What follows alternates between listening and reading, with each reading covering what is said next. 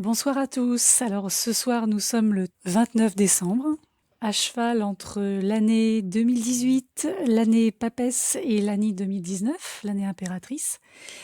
Donc là, je prends aussi un petit peu d'avance pour vous proposer cette nouvelle lune. Parce qu'en fait, on a une analyse intéressante à faire, je pense. Alors je vais y aller directement. Au point central, au point d'ancrage qui me saute aux yeux, qui est que sur le thème donc de cette nouvelle lune. Cette nouvelle lune se positionne en plein milieu du Capricorne. Elle est ascendant Balance, nœud sud Capricorne, nœud nord Capricorne. Donc là, on est en plein dans les signes cardinaux, les fameux, ceux dont on parle depuis déjà plusieurs mois. Et alors là, ce qui est intéressant et perturbant quand même, je vais pas le cacher. Ce qui est perturbant quand même, c'est que là, on a tout un ensemble de, j'ai presque envie de dire le mot qui me vient, c'est un fatras karmique dans le Capricorne qui fait face à ce Cancer dans lequel on a un nœud nord qui se promène tout seul, qui est trigone à Vénus et carré à Uranus. Alors, j'emploie volontairement et sciemment l'expression fatras karmique, parce que je ne sais pas comment vous avez vécu la pleine lune du mois de décembre, du 22 décembre. Moi, j'ai ressenti autour de moi beaucoup d'insécurité, beaucoup d'instabilité, beaucoup de peur, beaucoup de... On sait qu'on lâche des choses, mais on ne sait pas où on va. On va lâcher la proie pour l'ombre. On sait ce qu'on quitte, mais on ne sait pas ce qu'on gagne. Donc il y a beaucoup d'insécurité. Moi, je suis dans le même cas, hein, je ne vous le cache pas. Je suis comme vous. Et c'est vrai que cette pleine lune, elle a été, je trouve, en termes énergétiques, très, très perturbante aussi. Mais c'est une perturbation qui est un mal pour un bien, comme je l'ai dit dans le précédent audio, comme mes collègues astrologues et voyants l'ont dit également.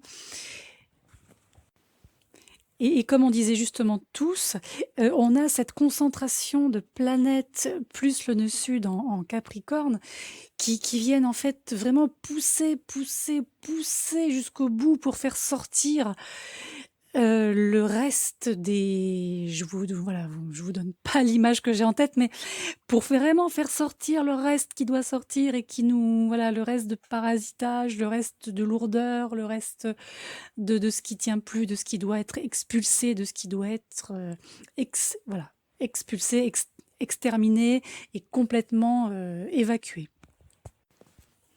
Donc forcément, ceux parmi nous qui ont un soleil, une lune, une Vénus, un Mercure, un Mars, un ascendant, un descendant, un fond du ciel ou un milieu du ciel, un nœud nord ou un nœud sud en signes cardinaux.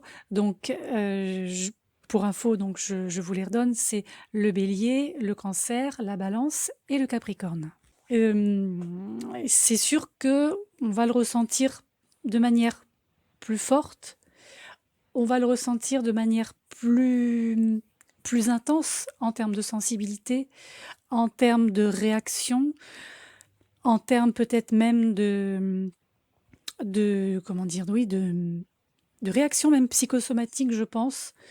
On n'est pas à l'abri d'avoir des migraines ou d'avoir eu des migraines, d'avoir eu des crises d'angoisse, des crises de panique, ou à l'inverse, d'avoir eu des sensations comme ça de rigidité, de ne pas vouloir bouger, de ne pas vouloir sortir de nos rails, de nos schémas, alors que tout nous pousse vraiment dans ce sens-là. Si vous regardez la carte, vous verrez qu'on a, nœud sud inclus, 6 points précis dans le signe du Capricorne. Et les deux signes interceptés qu'on trouve durant cette nouvelle lune sont, comme un fait exprès, mais c'est pas du tout fait exprès, le Capricorne et le Cancer. Donc, comme on a le nœud sud qui est en Capricorne, le nœud nord qui est en Cancer, on va du Capricorne vers le Cancer. Donc on va des valeurs Capricorne vers les valeurs Cancer. Ce Capricorne, il est intercepté maison 3. Le Cancer en face, il est intercepté maison 9. Donc ça non plus, ça ne tombe pas par hasard, que ce soit sur le plan individuel, mais aussi le plan collectif, parce qu'en fait la maison 3, elle représente la communication, les échanges, comme vous savez, les contrats, ce genre de choses. Et la maison 9, elle représente l'idéal, les idéaux, la philosophie. Et là, en fait, l'idée, c'est qu'on va devoir, ou en tout cas, on nous montre qu'à ce jour, et pour l'avenir qui nous attend, on a besoin d'apprendre ou de réapprendre à s'adapter, en fait, pour évoluer. Donc, ça va toucher les relations avec l'entourage, la famille, qui seront très importantes dans cette configuration.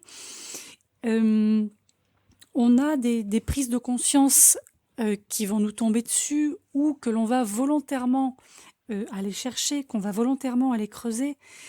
Et là, l'idée aussi, c'est d'accepter de modifier ou de reformater nos convictions, de transformer nos idées. Là, je pense aussi sur le plan collectif, de changer des manières de voir la vie, de voir les choses, et en fait, en modifiant notre regard, nos manières de penser. Cet axe 3-9, comme il est extrêmement chargé par la maison 3, c'est un axe ici qui est et qui sera de toute façon source de grandes transformations. Et on va tous apprendre ou réapprendre énormément sur nous-mêmes, que ce soit sur un plan, encore une fois, personnel, individuel, mais aussi sur un plan collectif, par expansion. Et en fait, tout cet amas planétaire en Capricorne, avec en plus de ça le nœud sud qui vient donner un coup de pelle par derrière, il nous dit quoi? En fait, il nous rappelle qu'on a tous été formatés par la société, par notre éducation, quelle qu'elle soit, dans le but d'être des gens, des individus forts, des individus déterminés, des gens qui doivent avoir du courage, de la volonté, de l'endurance. On doit être des individus qui n'ont pas le droit de flancher, qui ne doivent pas faiblir, qui doivent être qui doivent toujours montrer le visage qu'on attend d'eux, que la société, que toute la configuration sociétale attend d'eux. Et là, le fait que ce Capricorne, qui est extrêmement chargé, encore une fois, se détache grâce à l'implication du nœud sud dans ce Capricorne pour aller chercher le nœud nord qui est en Cancer en face, on nous rappelle que oui, en effet, on nous a formaté comme ça, oui, on nous a dit que, oui, on nous a presque intimé l'ordre de faire, de dire, d'être tel que ça a été fait. Mais on nous rappelle ici que le Cancer, lui, il résonne et il réagit et il fait autrement. Le Cancer en face, il nous rappelle qu'on est des personnes, qu'on est des êtres quand même humains, qu'on est donc, par définition, sensibles, fragiles, des êtres qui recherchent la sécurité, un petit peu comme un enfant qui a besoin d'être sécurisé par sa mère, qui a besoin d'être materné.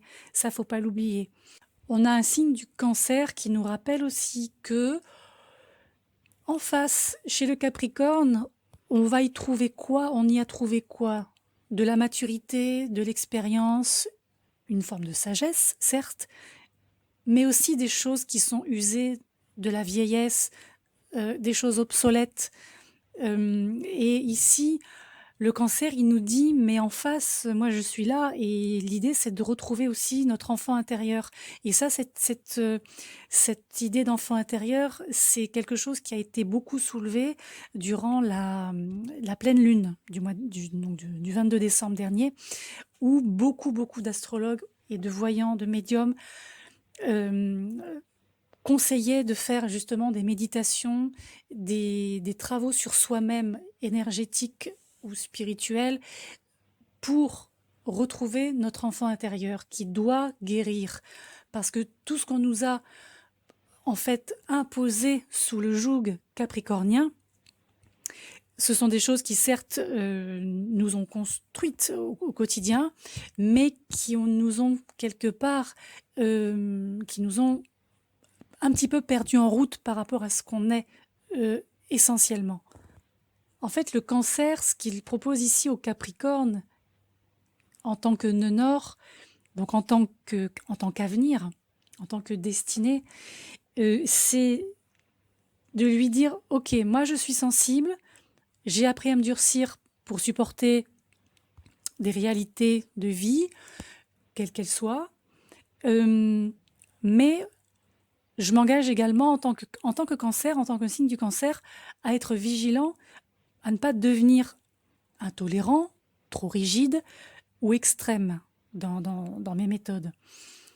Et en tant que Cancer aussi, en tant que nœud nord Cancer, je m'engage à ce que ma sensibilité ne soit pas ou plus une menace et que les capacités qu'on a en fait à atteindre des buts deviennent une force sans que ça se transforme en entêtement, en bagarre, en lutte perpétuelle. Et la conclusion que je pourrais donner par rapport à cette interception de signes Capricorne-Cancer, c'est qu'en fait, on doit tous, je pense, de plus en plus, mais je crois on y est déjà, hein, plus ou moins chacun à son niveau, mais on doit en fait arriver à terme à apprendre ou à savoir relier, rattacher l'émotivité à la force morale, la force mentale. Donc là, je m'adresse encore une fois ici aux personnes qui sont très concernées, ou en tout cas relativement concernées par des positions planétaires en signes cardinaux, parce que ce seront elles qui vont être les premières concernées, qui seront en première ligne durant ce mois de janvier. Alors, ce qu'il faut savoir aussi, c'est que cette nouvelle lune du mois de janvier donne le top départ d'un ensemble, en fait, d'une série d'éclipses solilunaires, donc à la fois solaires et lunaires, donc qui commence à cette nouvelle lune, hein, voilà, comme je viens de vous le dire, et qui se terminera en fait lors de l'éclipse solaire du 2 juillet 2019, donc lors d'une nouvelle lune également. Donc ça signifie aussi que, quoi qu'il en soit, on a en fait à disposition, ou en tout cas on va trouver les moyens de mettre en fait les possibilités sur la table et que du coup on va pouvoir se placer en amont de nouveaux projets pour l'avenir. Et c'est pour ça que on insiste autant sur le fait de se remettre en question, de remettre en question nos anciennes habitudes, nos anciens comportements, enfin anciens, quand je dis anciens, hein, c'est peut-être jusqu'à aujourd'hui en tout cas, tout en cherchant des moyens novateurs et inventifs de progresser, pour pouvoir avancer du coup. Donc lors de cette éclipse solaire, c'est une éclipse solaire hein, sur le 6 janvier, une éclipse solaire partielle, en fait on a donc outre le fait que cette nouvelle lune soit encadrée par Saturne et Pluton, comme je vous l'ai dit précédemment, on a aussi un sextile intéressant entre ce même Saturne et Neptune.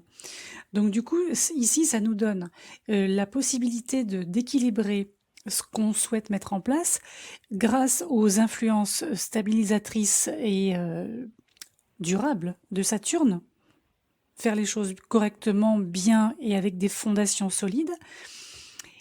Et voilà, donc jouxter ces énergies saturniennes avec les énergies neptuniennes qui sont voilà, des énergies, comme vous le savez, plus larges, plus humanistes, plus créatives.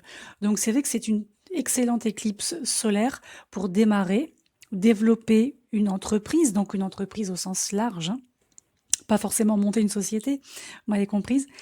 Et comme on a Neptune qui entre dans qui est de la partie, c'est vraiment la bonne période aussi pour tout ce qui est projet créatif, artistique, si vous êtes créatif ou artiste, et également pour tous ceux qui travaillent ou qui s'intéressent à ce qui va toucher le bien-être, le développement personnel, la médiumnité, ce genre de choses.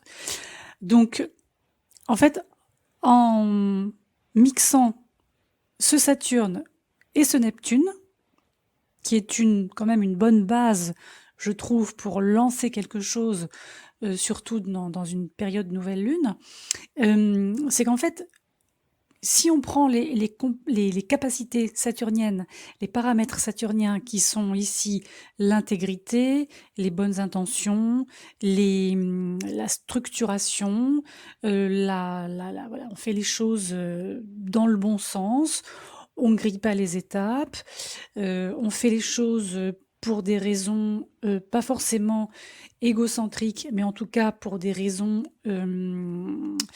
je dirais plutôt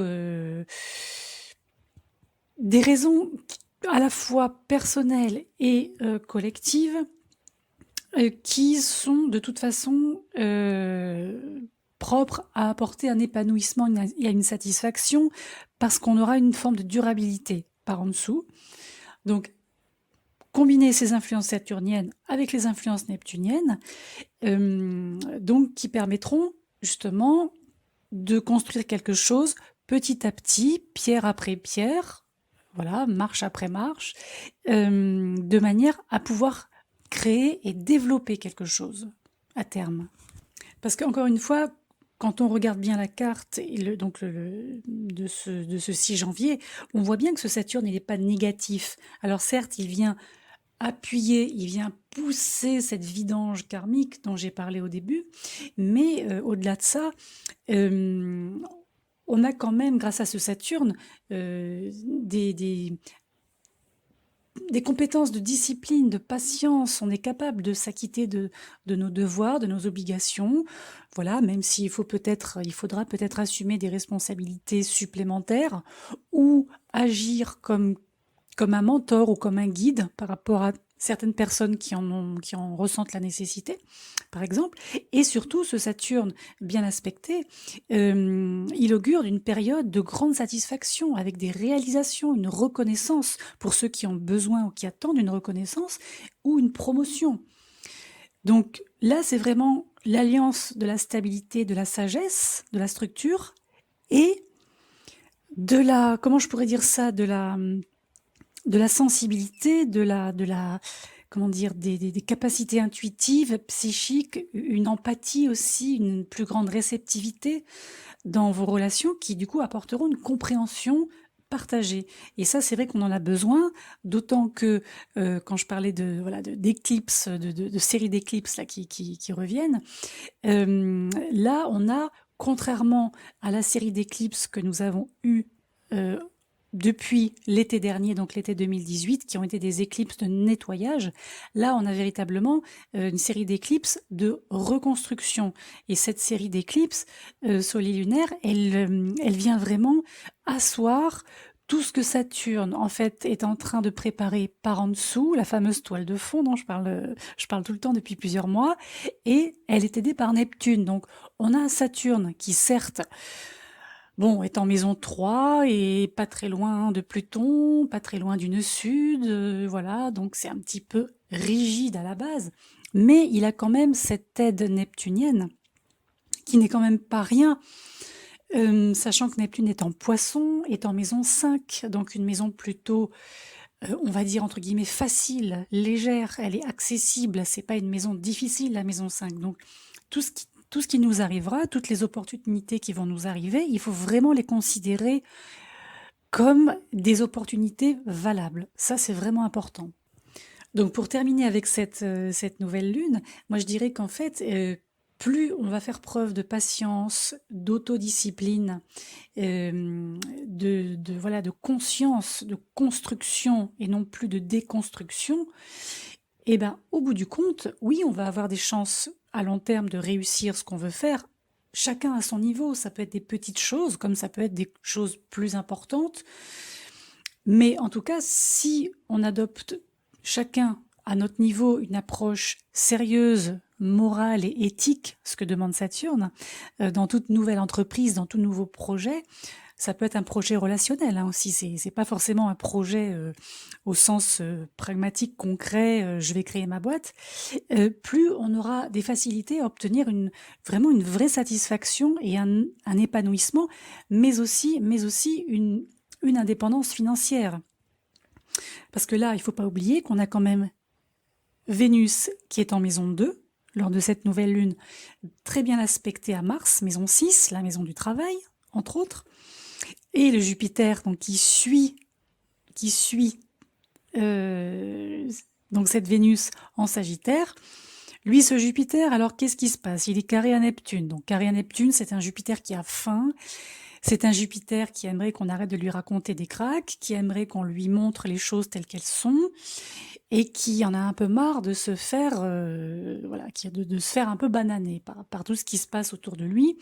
Donc Jupiter est à sa place de toute façon en Sagittaire, et il ne demande qu'à voir un petit peu les résultats que vont pouvoir apporter cette combinaison saturnienne et neptunienne. Par ailleurs, donc cette fois-ci, on a une lune noire qui est en Verseau, qui nous fiche la paix, donc c'est très bien qu'elle reste où elle est pour l'instant. Uranus en maison 7, il est en train de nous reconnecter avec nos semblables, avec autrui, et il est en plus de ça trigone à Mercure en maison 3, donc maison de la communication, donc on a tout en main pour pouvoir communiquer de nouveau de manière vraiment interactive, de manière intelligente surtout. Donc là aussi, par rapport à tout ce qu'on a subi les mois précédents, là aussi, le ciel nous demande de ne plus, qu'on ne se mette plus, qu'on ne se place plus volontairement dans des situations relationnelles qui sont viciées, qui sont karmiques, toxiques, mais par contre, on nous dit là, c'est vraiment le top départ d'une nouvelle d'une nouvelle ère en termes de communication entre moi et les autres, entre vous et les autres, parce que ce trigone Mercure-Uranus apporte tout sur un plateau. Donc, il suffit juste d'être dans une ouverture maximale vis-à-vis des nouvelles rencontres, par exemple, vis-à-vis encore une fois, des opportunités relationnelles, et de ne pas céder au carré Mercure-Mars, qui est juste en dessous. Le trigone Mercure-Uranus. Donc ce carré Mercure-Mars qui peut encore traîner quelques relents de colère, de ressentiment, de choses qu'on n'a peut-être pas encore totalement digérées vis-à-vis de certaines de nos relations. Donc voilà, vous savez tout pour cette nouvelle lune de la nouvelle année. Nouvelle année que je vais vous souhaiter, non pas bonne, parce que j'aime pas souhaiter la bonne année, je trouve que bonne ça veut à la fois rien dire et tout dire, mais plutôt vous souhaiter une année à la hauteur de vos attentes, à la hauteur de ce que vous espérez, à la hauteur de vos capacités, de vos compétences, à la hauteur de vos envies de changement, de vos envies de renouveler peut-être une vie entière, qui sait. Et en tout cas, voilà, c'est le bon moment, c'est le top départ. Et moi, je vous dis à très vite dans le courant du mois de janvier pour la suite.